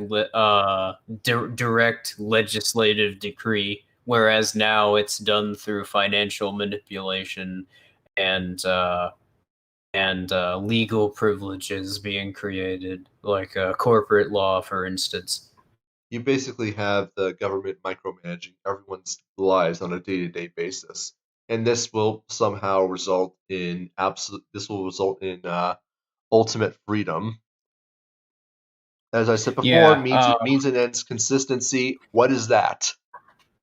when we're talking about political means, the only thing that you can do, the only thing that the state can do, is use violence to either restrict what people can and can't do, or to benefit others at the expense of limiting what some people can and can't do. And those are effectively the same thing, I guess. But yeah, the fact of the matter is that's the only thing that a political institution is capable of doing.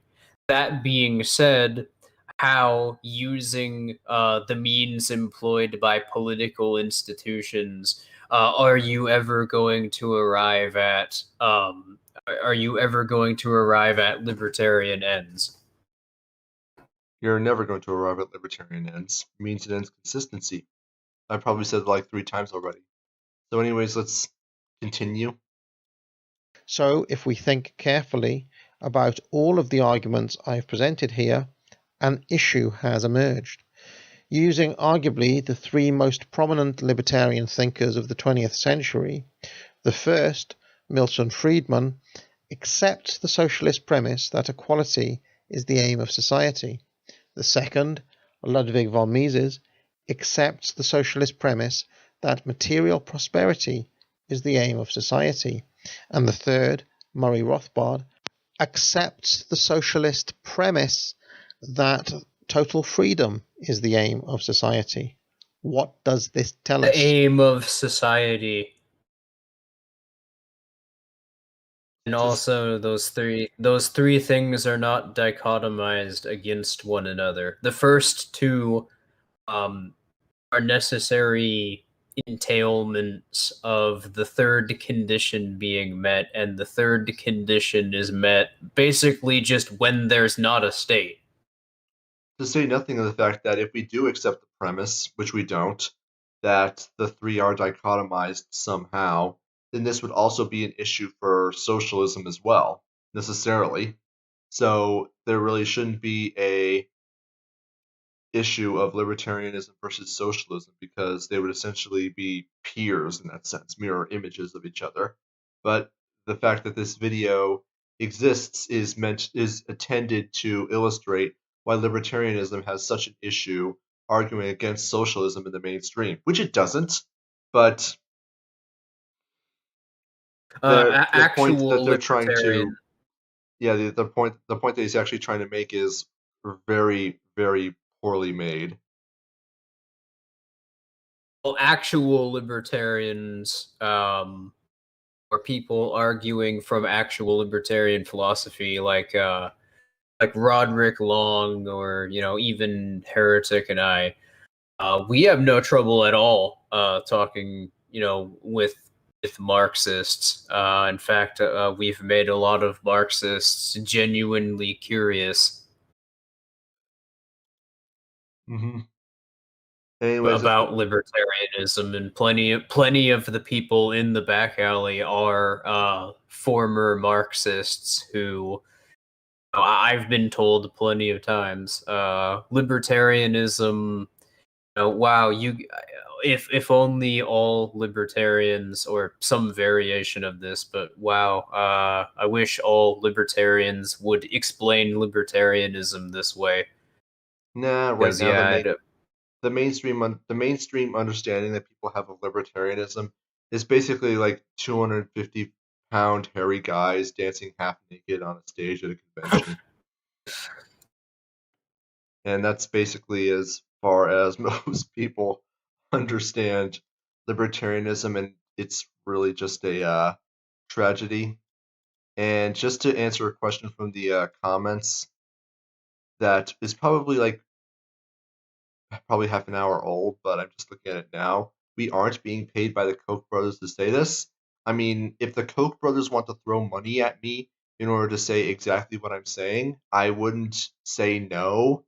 But if the moment that the strings became attached, yeah, no, they can go away. Or rather, he can go away. There's only one Koch brother now.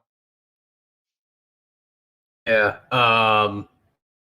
There are people who say that everyone who espouses libertarianism are coke shills. Both Heretic and I have been accused of being coke shills before. By the way, I'm still waiting for my coke money. I mean, I'm still waiting for my oil money. I'm still waiting for my Jew money too.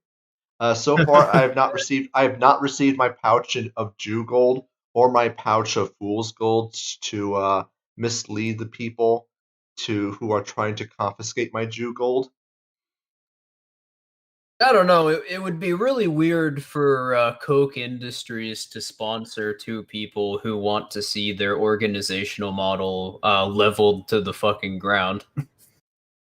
Well, you see, we only say we want to level it to the ground, but what we actually want to do is make Koch Industries a mega corporation that controls everything cyberpunk style. And not Cyberpunk 2077, I mean the entirety of the cyberpunk genre. It's so friggin' derivative. Yeah, but yeah, considering that Heretic and I are critics of any sort of political economy, and consider, at least, I don't know about Heretic, but I at least consider corporate law to be one of the most perverse aspect of political economies. It would be very weird for you know, for the Coke Industries to be sponsoring us, given that they are literally, I think, the biggest beneficiary of both of those systems in the United States political economy. I thought that was Boeing, but not really terribly important. I still just remember that one discussion I had back when I was a conservatard, where I was pushing back against someone trying to make the argument for climate change slash global warming slash global cooling slash weather. That the only reason that I was making an argument against it is because I was a shill paid for by ExxonMobil. I swear, Bruh. I swear that's actually true, which is just absolutely hilarious when you consider that I was talking on a message board from some like minor browser game that no one's ever heard of. And for some reason, this guy thought that the only reason I could possibly be pushing back against against his arguments for climate change, whatever, is because ExxonMobil is paying me a salary to go onto the message board of a minor browser game that no one's ever heard of and make arguments that he disagrees with. Yeah, sounds. Never mind the fact that I mean it kind of it is sounds silly, but then I remember one hilarious detail that he tells me. I mean, it wasn't funny then, but it's absolutely hilarious in retrospect. The guy was a cockroach. Yeah, that's Wow. the guy who accused me of being a shill was literally a state agent. So yeah. That's amazing. But Anyway, should we continue? sure, I guess. Ultimately, the disagreement between libertarians and socialists is a disagreement over means and not ends. This means that libertarians and socialists, in the final analysis, share the same goals. The method might differ very greatly, enough to make them mortal enemies, but the final destination is the same.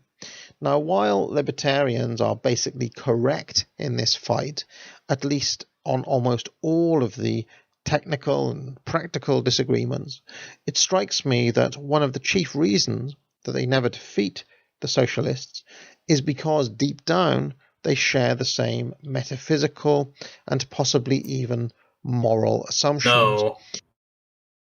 Okay, so promoting the same the same principle, not the same principles, but promoting the same conclusions, but arguing using different principles, or using a different epistemological basis is not going to that's not going to be that's not the same as promoting the same principles or promoting the same epistemological basis. He's very overtly conflating means and ends here.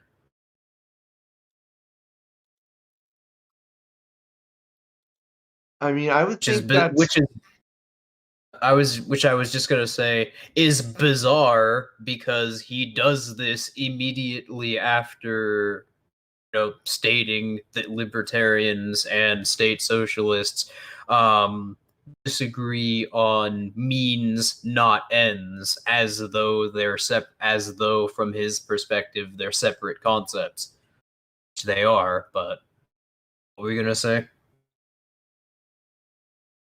yeah, I'm just trying to think, like, aren't these goals shared by the overwhelming majority of philosophical positions? Well, positions that it actually makes sense to argue this. Sure, you're hard pressed to find a philosophy that intersects with organization theory or politics that tries to promote itself from some sort of perspective telling people go fuck themselves or whatever. We're gonna make your life terrible and we're going to oppress you. I don't think that there are many many philosophical positions that exist whatsoever that operate from the perspective of pure malevolence. Everyone Even assumes. fucking Sorry. even actual unironic fascism doesn't argue from a position of malevolence. All of them are trying to argue that they're the position of freedom, that they're the position of equality, that they're the position of justice, that they're the position that is going to result in various good things happening throughout all of society. Everyone assumes that they're the hero of their own story, which is completely reasonable. However, what defines a good guy is not going to be by what they think they're doing in terms of being good, in terms of if they see themselves as an actual hero, but what their actions are. That's what define. That's what separates Superman from Injustice Superman. Both of them consider themselves to be a good guy. One of them actually helps people. The other one's just a straight up mass murderer. And I don't think that's going to be entirely in this. All this just to point out that this this congruency in the ends shared between libertarians and socialists is also going to be shared between conservatards, from monarchists to fascists to, sure, there may be some differences here and there in terms of what terms and what goals they wish to emphasize being completely different. Absolutely. However, what the difference is usually not going to be very important. And if you were to get both sides to describe what it is they want to achieve, I'm pretty sure you'll be able to find that they want largely the same thing. The only thing that's really different is, as stated earlier, between libertarians and socialists, the means. The problem is that the Yeah. means are so not emphasized to a tragic standpoint that oftentimes are kind of just brushed over. And this causes the argument to really devolve into people just shouting their conclusions at each other without going into the means whatsoever. No, my position will bring about freedom because we're socialists. No, my position will bring about freedom because we're conservatives. And you end up with that just kind of lack of any kind of actual argumentation, any kind of actual examination of people's beliefs, ideas, philosophies, or any kind of means and ends. It's just basically a shouting match. Yeah, I've made this observation before. Academic agent, in a very vague sense, is correct here. Um, because Marxism, as I've argued, was an attempt to corrupt libertarianism that to some extent did succeed in dichotomizing um, equality of authority and outcomes of getting rid of barriers to entry against criticisms of political authority itself. But yeah, the reason that state socialist arguments and libertarian arguments are all, at least from the promoters of those positions, envisioning the same ends. The state socialist ends being the establishment of communism, which is of course, a stateless, classless society. Well, the reason that their ends are the same is because political leftism is just a corrupted version of libertarianism.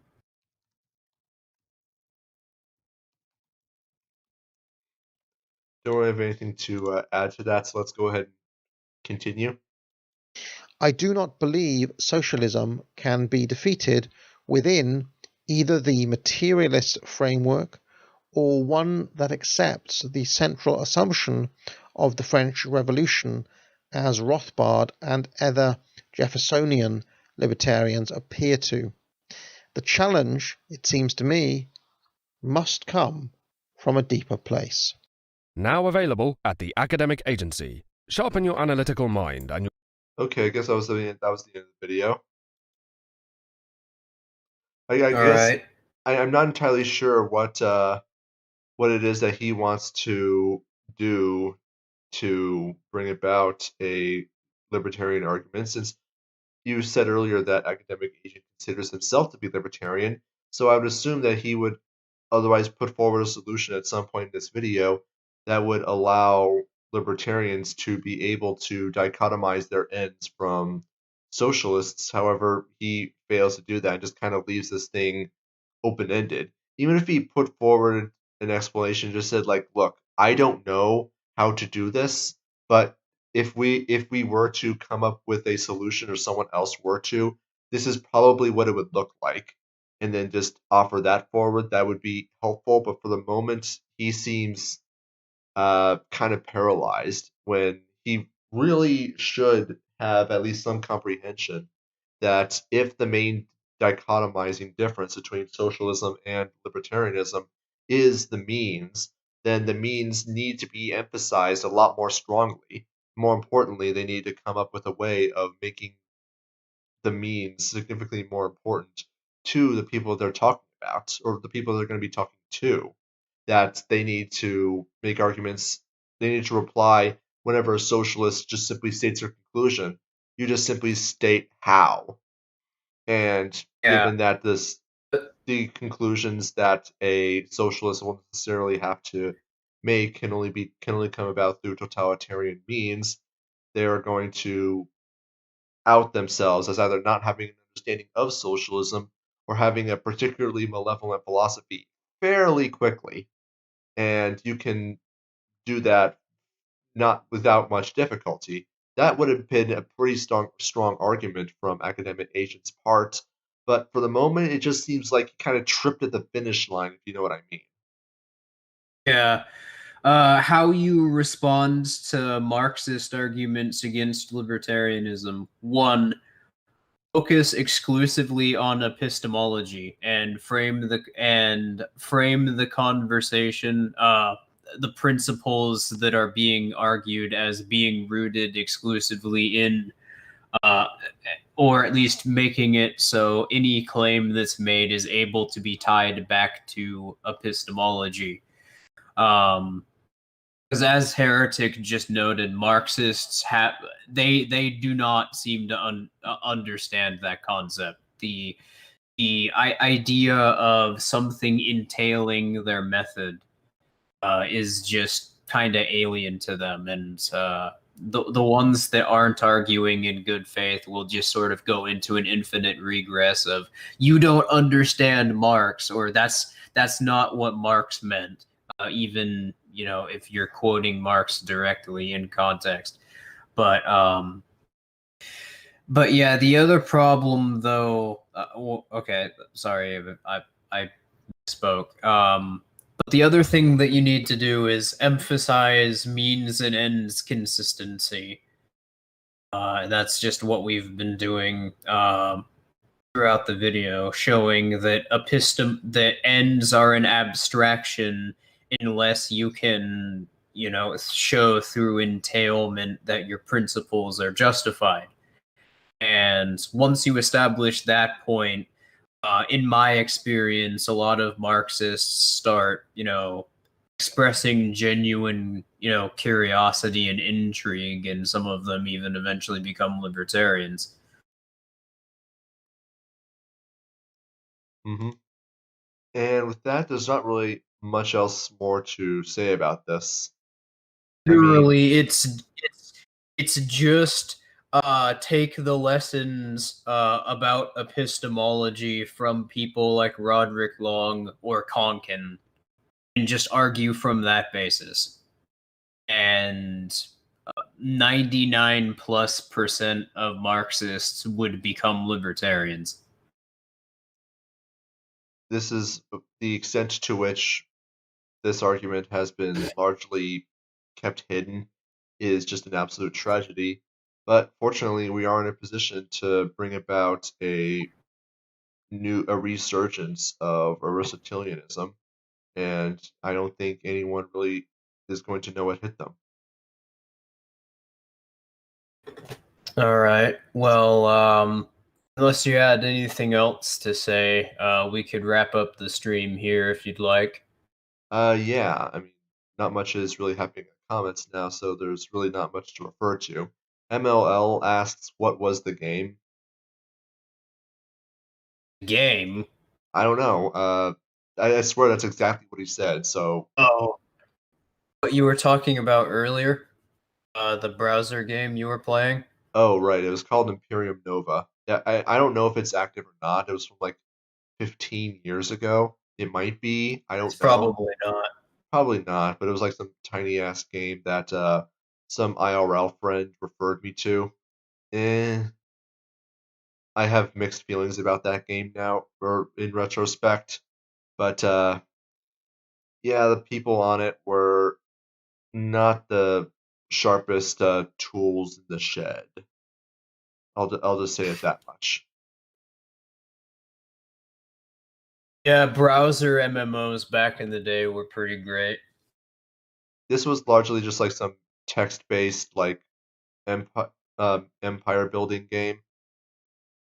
I mean, it was not entirely text-based. A lot of it involved like GUI elements, and from how it was built, it was pretty good. It's just that it was largely like player-driven, and of course, Remember, when you're dealing with players, you're always going to end up with a mixed bag. you remember Territory War Online? No, I don't. I've never even heard of it. That game was really good. Basically, Worms, but with stick figures. You know that tactical game Worms from like PS1? It's the Yeah, I same do. gameplay style. Yeah, I do. Oh, That sounds pretty good. And yeah, it was awesome. also, by And the it's way,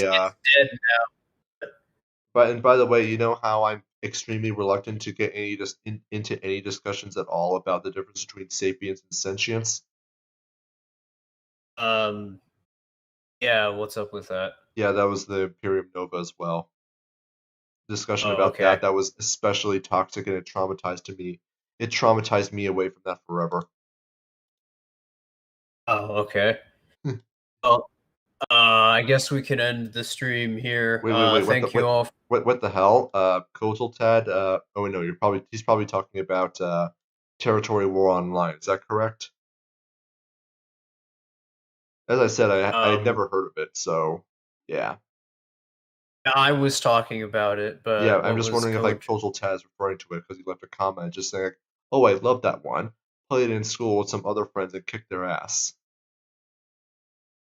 Yeah, probably you probably were because there was a Flash version of it that Territory War Online was Flash too, but there was a version of it that wasn't an MMO that is pretty popular. It still is like a nostalgic game that was pretty big.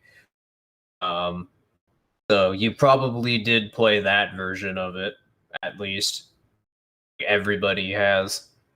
I mean, I haven't. It missed me apparently. But You anyways, yeah, saw it, you'd probably recognize it, but maybe. anyway.